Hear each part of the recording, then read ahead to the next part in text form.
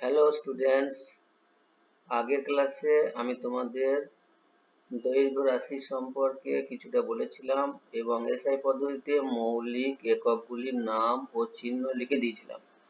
আজকের ক্লাসে আমি তোমাদের ভর রাশি সম্পর্কে পড়াবো। ঠিক আছে, তাহলে আমরা শুরু করি।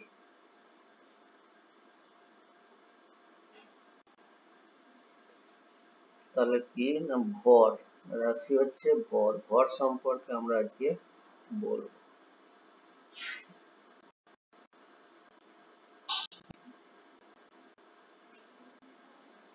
তবে প্রথমে প্রশ্ন আসবে, ভর কাকে বলে?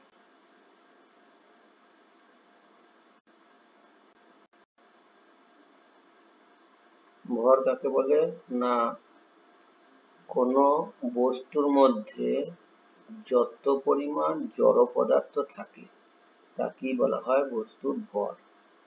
তাহলে আমরা উত্তরটা লিখি।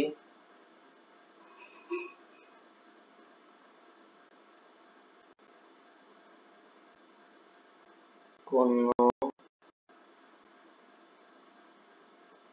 বস্তুর মধ্যে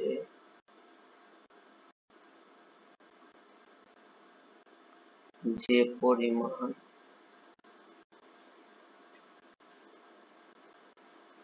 জড় পদার্থ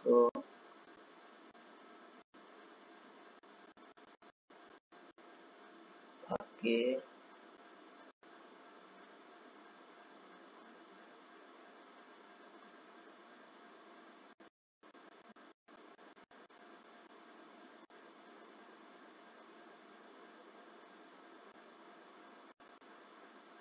তাকে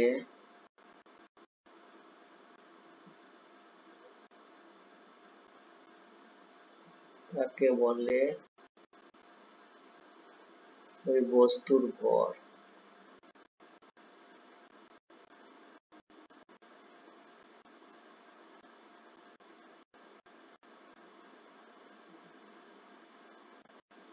আচ্ছা, তার অর্থ কি না, কোন একটা পদার্থ যতটা পরিমাণ জড় পদার্থ দিয়ে তৈরি, সেই পরিমাণ জড় পদার্থ কি বলা হচ্ছে ওই বস্তুর ভর। এবার জানবো যে বস্তুর ভর মাপা হয় কোন যন্ত্রের সাহায্যে। যেমন আগের ক্লাসে বলেছিলাম যে দৈর্ঘ্য মাপা হয় কোন যন্ত্রের সাহায্যে না, স্কেল বা মাপনির সাহায্যে।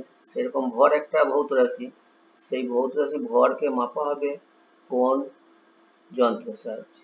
তাহলে প্রশ্নটা হচ্ছে ভর মাপা হয় মানে পরিমাপ করা হয় আর কি। ভর মাপা হয় কোন যন্ত্রের সাহায্যে?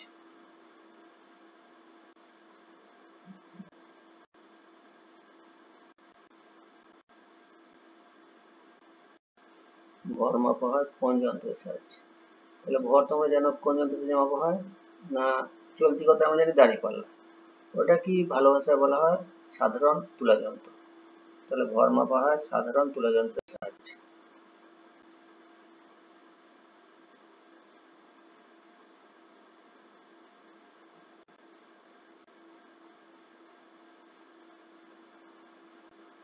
ভর মাপা হয় সাধারণ তুলা যন্ত্রের সাহায্যে।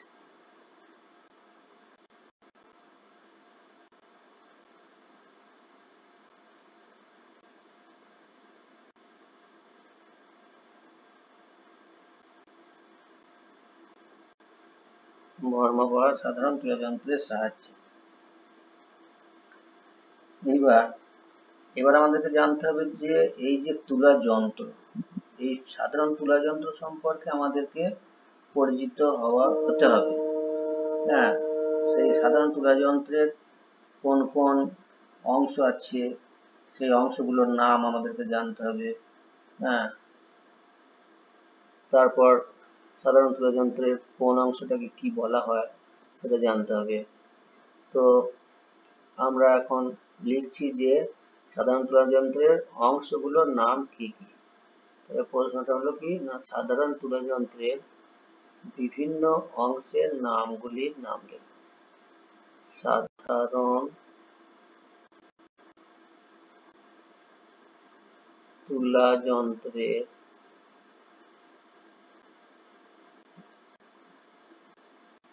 বিভিন্ন অংশের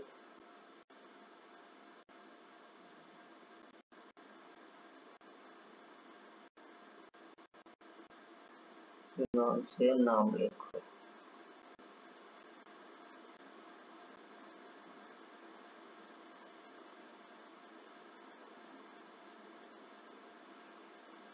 তাহলে উত্তরতে আমরা 1, 2 করে বিভিন্ন অংশের নামগুলো লিখি। 1 নম্বর হচ্ছে তুলা দণ্ড, একটি হলো তুলা দণ্ড,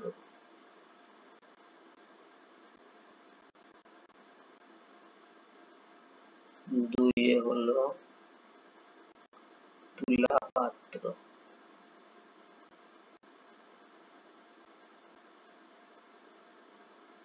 2 পাত্র দুটো থাকে।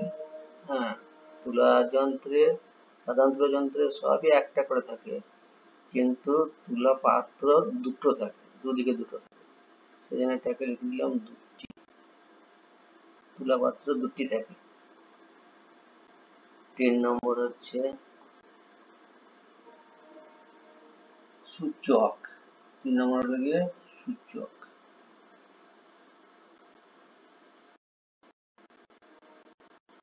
সূচক। 4 নম্বর হলো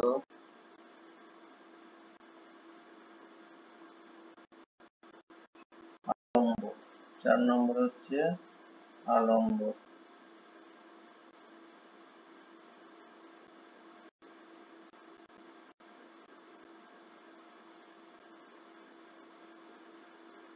5 নম্বরে হলো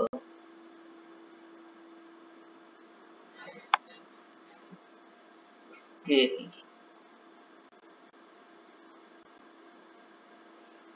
6 নম্বরে হলো ওলন দড়ি, ওলন দড়ি।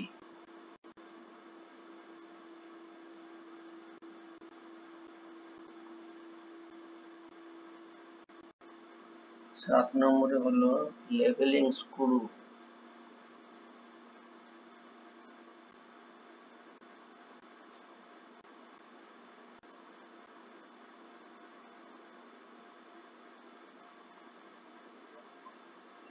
লেভেলিং স্ক্রু মানে সাধারণ তুলা যন্ত্রটা যে প্ল্যাটফর্মের উপর বসানো থাকে, সেই প্ল্যাটফর্মের চারদিকে 4টে লেভেলিং স্ক্রু থাকে, তার মানে 4টে থাকে স্ক্রু, 4টি।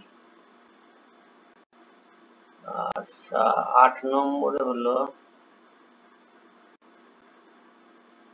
রাইডার,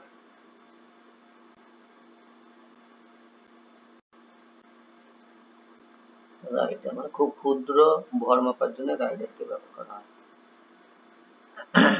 9 নম্বরে হলো ওজন বাক্স,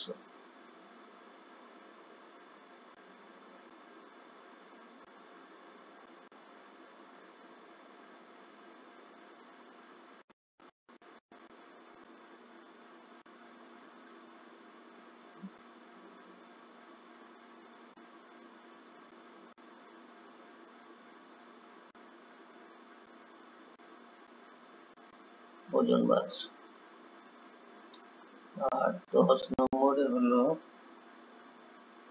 চাবি অথবা কি, মানে যার সাহায্যে ওজন ভর মাপা শুরু করা হয়, কয়েদির কি বা চাবি।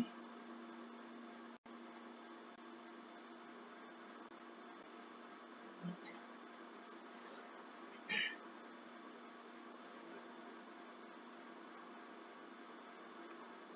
তাহলে আমরা এগুলো একটু আলোচনা করে দিই। তুলা দণ্ড, তোমরা দাঁড়িপাল্লা দেখেছো, দাঁড়িপাল্লার দুদিকে দুটো পাল্লা ঝোলানো থাকে, তুলা পাত্র ঝোলানো থাকে, ওই দুটো তুলা পাত্র দুটো যে দণ্ড থেকে ঝোলানো থাকে সেটা হচ্ছে তুলা দণ্ড। আর তুলা পাত্র তাহলে হচ্ছে কি ওই তুলা দণ্ড থেকে দুদিকে দুটো যে পাত্র ঝোলানো থাকে তারা হচ্ছে তুলা পাত্র। সূচক, এই যে তুলা দণ্ডের মিডিল পয়েন্ট মানে মাঝের যে বিন্দুটা, সেই বিন্দু থেকে একটা কাঁটা নিচের দিক পর্যন্ত ঝোলানো আছে, ওটাকে বলা সূচক। আর ওই তুলাদণ্ডের মাঝের বিন্দুটা কি বলা হচ্ছে আলম্ব। আর সূচকটা যে নিচের সব থেকে নিচের প্রান্ত, সেটা যে একটা স্কেলের দুপাশে আন্দোলিত হয়। এই স্কেলের মাঝখানে 0 পয়েন্ট থাকে, তারপরে ডান দিকে 1 2 3 করে দাগ কাটা থাকে, বাঁ দিকে 1 2 3 করে দাগ কাটা থাকে। তো স্কেল হলো, তাহলে বুঝতে পারলে কোনটা, ওটা হচ্ছে স্কেল। হচ্ছে ওলনদড়ি। ওলনদড়ি হচ্ছে ওই যে তুলাদণ্ডের মিডিল পয়েন্ট থেকে দুদিকে দুটো অংশকে বলা হয় দুটো বাহু। ওই বাহু থেকে একটা দড়ি ঝোলানো থাকে, আর নিচেতে যে স্তম্ভের উপরেতে এই স্কেল সূচক এগুলো আঁটা থাকে, সেই স্তম্ভের নিচের দিকে একটা হুকের মতো অংশ থাকে। ওই হুকের সঙ্গে উপর দিকে ওলনদড়ির শেষ প্রান্ত একটা পয়েন্টে মিলতে হবে। যখন মিলবে তখন তুলাদণ্ড অনুভূমিক হবে। মানে ওজন করার শুরুতে তুলাদণ্ডকে অনুভূমিক থাকতে হবে, পুরোপুরি মাটির সঙ্গে বা ভূমির সঙ্গে সমান্তরাল থাকতে হবে। সেটা আছে কিনা ওটা দেখার জন্য ওই একটা ওলনদড়ি থাকে। তারপর হচ্ছে লেভেলিং স্ক্রু। লেভেলিং স্ক্রু আগেই বললাম যে গোটা তুলা যন্ত্রটার যে প্ল্যাটফর্মের উপর বসানো থাকে, সেই প্ল্যাটফর্মের চারদিকে 4টে স্ক্রু থাকে, যে স্ক্রুগুলোকে প্যাঁচ আছে, প্যাঁচের সাহায্যে একটু নামিয়ে উঠিয়ে পুরো প্ল্যাটফর্মটাকে সমতল করা হয় বা অনুভূমিক করা হয়। 8 নম্বর হচ্ছে রাইডার। রাইডার হচ্ছে একটা সরু তার। সরু তারটাকে ওই তুলাদণ্ডের যে দুটো বাহু, যেদিকে বাটখারা থাকে তার বিপরীত দিকে যেদিকে বস্তু রাখা হয়, অর্থাৎ ডান দিকে বস্তু রাখা হয়, বাঁ দিকে বাটখারা রাখা হয়। এবার ডান দিকে ওই তুলাদণ্ডের বাহুটার উপরেতে ওই তারটাকে লাগিয়ে দেওয়া হয়। এটা তুলাযন্ত্রের অংশ নয়, তুলাযন্ত্রের পাশে রেখে দেওয়া থাকে, কিন্তু প্রয়োজনে তুলাদণ্ডের ওই বাহুতে আটকানো হয়। আর 9 নম্বর হচ্ছে ওজন বাক্স। কোনো বস্তুর ভর মাপার জন্য যে বাটখারার দরকার, সেই বাটখারাগুলোকে একটা বাক্সের মধ্যে রাখা থাকে, সেই বাক্সটা হলো ওজন বাক্স। আর হচ্ছে চাবি বা কি, অর্থাৎ কোনো বস্তুর ভর মাপার শুরুতে আমাকে তুলার যন্ত্রটাকে রেডি করতে হবে, তার জন্য চাবি ঘুরিয়ে স্টার্ট করা হয়, ওইটাকে বলা হয় চাবি। সেটা প্ল্যাটফর্মের সামনেতে নিচের দিকে থাকে। তাহলে পরে আমাদের তুলা যন্ত্র সম্পর্কে জানা হলো।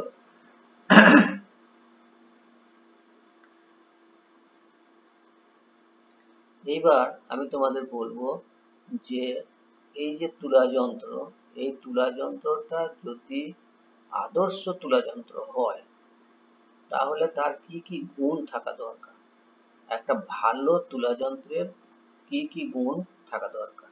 তাহলে প্রশ্নটা লিখি।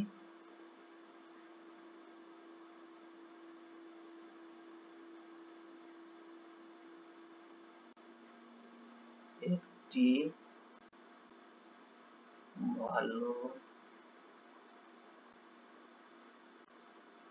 তুলা যন্ত্রের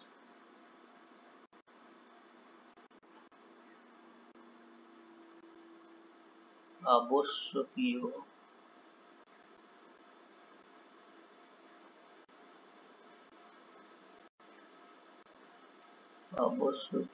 গুণগুলি কি কি।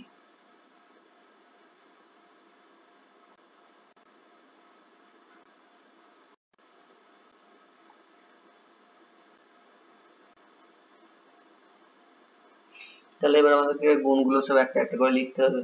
একটা তুলা যন্ত্র ভালো হতে গেলে পরে তার কি কি গুণ থাকা দরকার। তাহলে আমরা উত্তরতে 1 2 করে লিখি গুণগুলো কি কি। নাম্বার 1 হচ্ছে তুলা সুবেদী, মানে একটা তুলাকে ভালো হতে হলে তুলাটাকে সুবেদী হতে হবে। এখন সুবেদী বলতে কি বোঝায় সেটা আমি পরে আলোচনা করছি, এখন লিখি গুণগুলো কি কি। 1 নম্বর হচ্ছে তুলা সুবেদী।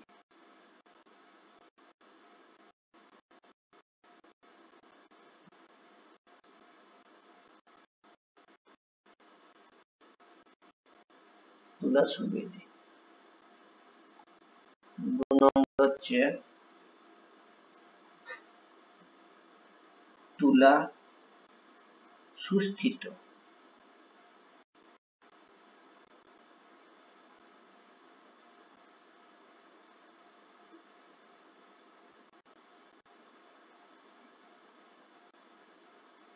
তুলা সুস্থিত। 3 নম্বর হচ্ছে তুলা নির্ভুল।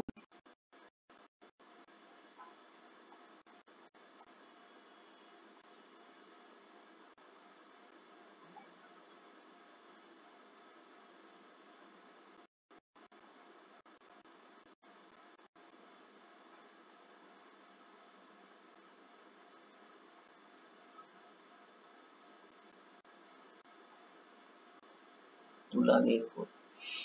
তারপরে 4 নম্বর বলি, পেজটাকে একটু সরিয়ে নিই, নতুন পেজ একটু নিয়ে আসতে হবে।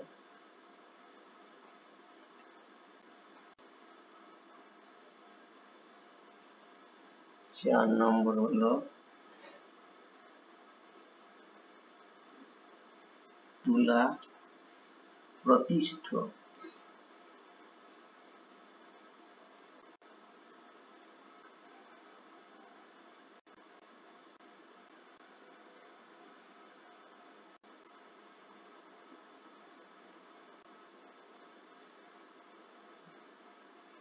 আর 5 নম্বরে হলো তুলা দৃঢ়।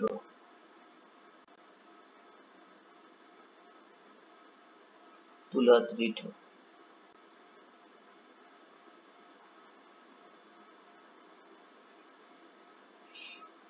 এবার প্রত্যেকটা পয়েন্ট আমরা একটু আলোচনা করে দিই। যে প্রথম যে বললাম যে তুলা সুবেদী।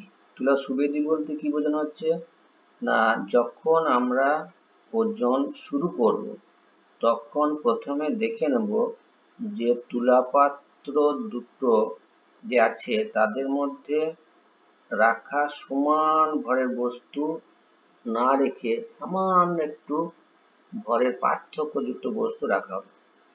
তাতেও যদি ওই তুলা যন্ত্রের সূচকটি দেখিয়ে দেয় যে তুলাদণ্ডটি অনুভূমিক হচ্ছে না, অর্থাৎ দুই তুলা পাত্রে রাখা ভরের সামান্য পার্থক্য যে তুলা যন্ত্র বুঝিয়ে দিতে পারে সেই তুলা যন্ত্র হচ্ছে সুবেদী তুলা। আচ্ছা, তারপরের পয়েন্ট আমরা কি বলেছি না তুলা সুস্থিত। তুলা সুস্থিত বলতে কি বোঝানো হবে না, যদি ভর মাপার সময় তুলাদণ্ড দুলতে শুরু করে এবং তাড়াতাড়ি দুলতে না দুলে অল্প সময়ের মধ্যেই আবার এই দোলাটাকে বন্ধ করে দেয়। তুলা পাত্র দুটো দুলছে, তুলা দণ্ডটা দুলছে, তুলা পাত্র দুটো দুলছে, হঠাৎ করে যে দুলতেই থাকলো সেরকম না, দুলতে শুরু করলেও তাড়াতাড়ি যেন দোলাটা বন্ধ হয়ে যায়। যদি বন্ধ হয় তাহলে বুঝতে হবে তুলাটা হচ্ছে সুস্থিত তুলা। আচ্ছা, তারপর বলছি আমরা তুলা নির্ভুল।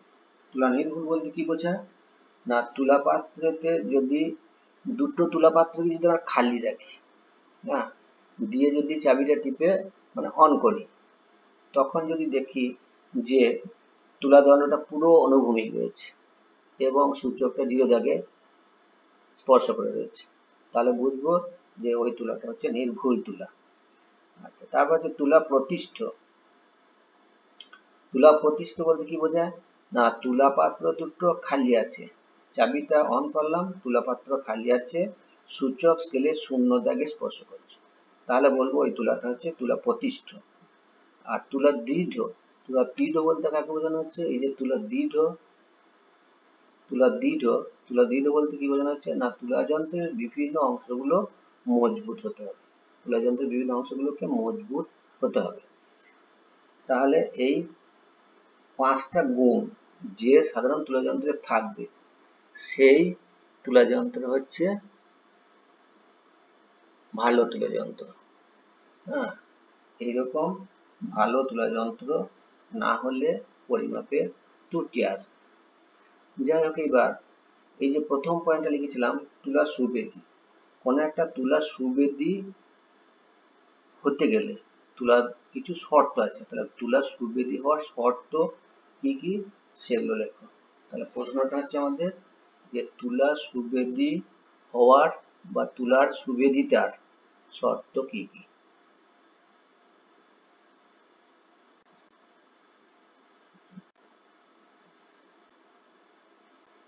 তুলা যন্ত্রের সুবেদিতার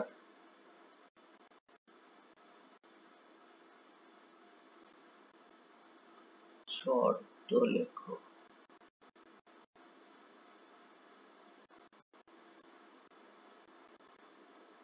মানে কি করলে তুলা সুবেদী হবে, তুলা যন্ত্রের কি পরিবর্তন করলে তুলা যন্ত্রটা সুবেদী হবে। তাহলে উত্তরটা আমরা লিখি।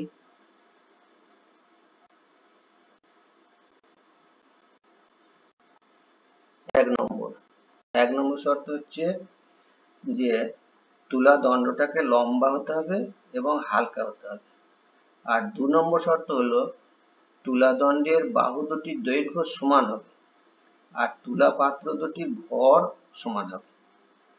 এই দুটো শর্ত। তাহলে 1 নম্বর শর্ত কি, তুলা দণ্ডকে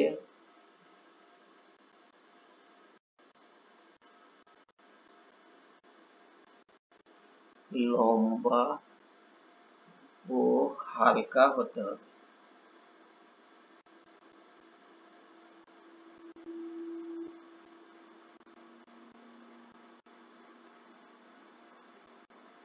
আর 2 নম্বর, তুলা দণ্ডের বাহু দুটি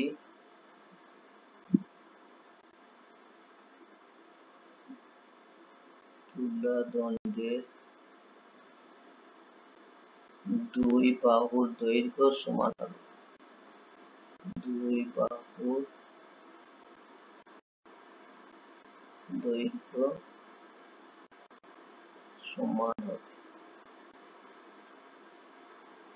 আর কি বললাম না, তুলা যন্ত্রের তুলা পাত্র দুটির ভরও সমান হতে হবে। তুলা যন্ত্রের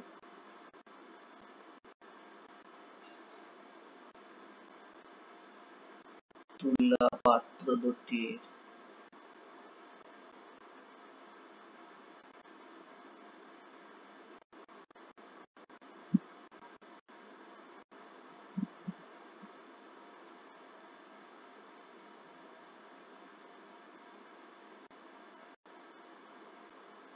তুলা যন্ত্রের তুলা পাত্র দুটির ভর সমান হবে।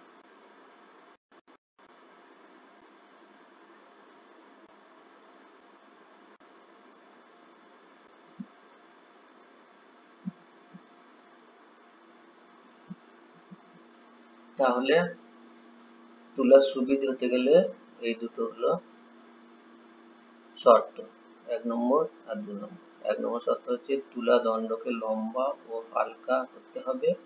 আর 2 নম্বর শর্ত হচ্ছে তুলা দণ্ডের দুই বাহুর দৈর্ঘ্য সমান হবে আর তুলা যন্ত্রের তুলা পাত্র দুটির ভর সমান হবে। বেশ, এখন এই যে তুলা যন্ত্রে কোনো বস্তুর ভর মাপার জন্য ওজন বাক্সগুলো, ওজন বাক্স একটা থাকে, সেখানে যে বাটখারাগুলো থাকে সেই বাটখারাগুলোকে ব্যবহার করা হয়।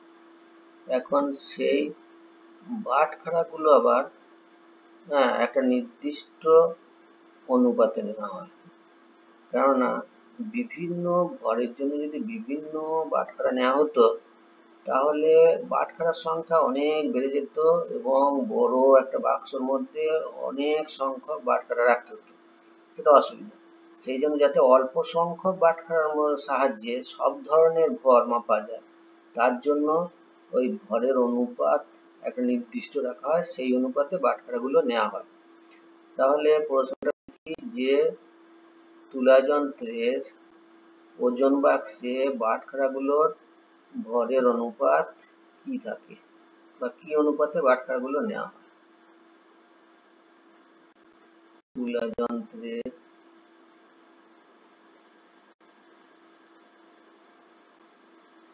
ওজন বাক্সে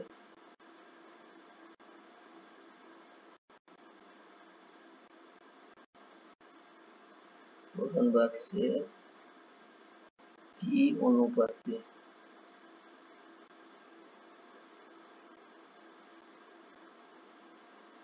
বাটখারাগুলি রাখা থাকে?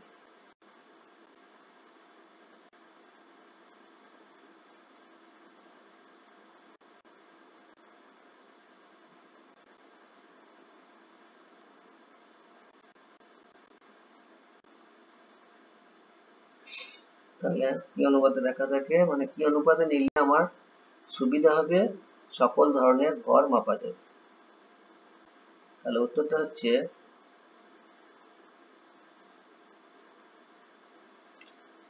হলো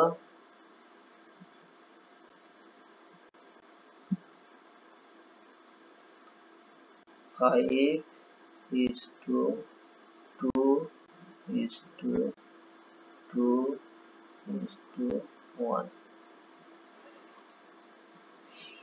তার মানে কি না, 5 মিলিগ্রামের একটা বাটখারা রাখা হলো, 2 মিলিগ্রামের দুটো বাটখারা রাখা হলো, এই যে 2 রয়েছে দুটো বাটখারা, আর 1 মিলিগ্রামের একটা রাখা হলো। এরকম যদি নেওয়া হয় তাহলে দেখো যে 3 মিলিগ্রাম আমাকে যদি ওজন মাপতে হয়, ভর মাপতে হয়, তাহলে 3 মিলিগ্রাম মাপার জন্য আলাদা 3 মিলিগ্রামের বাটখারা দরকার পড়বে না, কারণ 2 মিলিগ্রামের একটা নেবো আর 1 মিলিগ্রামের একটা নেবো, তাহলে 3 মিলিগ্রামের ভর আমি মাপতে পারবো। ঠিক সেই রকম যদি আমাকে 7 মিলিগ্রামের মাপতে হয়, এখন যদি এই অনুপাতে না থাকতো তাহলে আমাকে 7 মিলিগ্রামের একটা বাটখারা ব্যবহার করতে হতো। কিন্তু এক্ষেত্রে কি হচ্ছে না, আমি 5 মিলিগ্রামের একটা বাটখারা নিলাম, 2 মিলিগ্রামের একটা বাটখারা নিলাম, দিয়ে একসঙ্গে রাখলাম, তাতেই 7 মিলিগ্রাম আমি মাপতে পারবো কোনো বস্তুর ভর।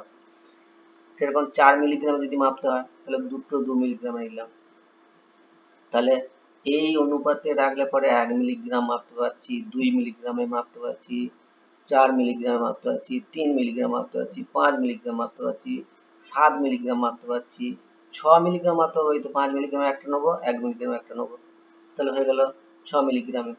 7 মিলিগ্রামে মাপতে পারবো, 5 মিলিগ্রামে একটা, 2 মিলিগ্রামে 7 মিলিগ্রাম, 9 মিলিগ্রামে মাপতে পারবো, তো 5 মিলিগ্রামে একটা বাটখারা নেবো আর 2 মিলিগ্রামের দুটো নিয়ে নেবো, তাহলে মোট 9 গ্রামের কোনো বস্তুর ভর মাপতে পারবো। তাহলে এই অল্প, হ্যাঁ ঠিক সেই রকম 5:2:2:1 মিলিগ্রাম নিলাম, কিংবা 500 মিলিগ্রামের একটা, 200 মিলিগ্রামের দুটো, 100 মিলিগ্রামের একটা, তাহলে তার সাহায্যে 500 মিলিগ্রাম মাপতে পারবো, 400 মিলিগ্রাম মাপতে পারবো, 300 মিলিগ্রাম মাপতে পারবো, 700 মিলিগ্রাম মাপতে পারবো। তাহলে এই অনুপাতে বাটখারাগুলো নিলে পরে কম সংখ্যক বাটখারা নিতে হচ্ছে আমাকে, অথচ বিভিন্ন ধরনের ভর এই অল্প সংখ্যক বাটখারা দিয়ে মাপতে পারছি। তাই জন্য ওজন বাক্সে বাটখারাগুলোর অনুপাত 5:2:2:1 এই অনুপাতে রাখা থাকে। তাহলে আজকের মতো ক্লাস এখানেই শেষ হলো। পরের দিন আবার ভর সম্পর্কে আরো কিছু আমরা বলবো।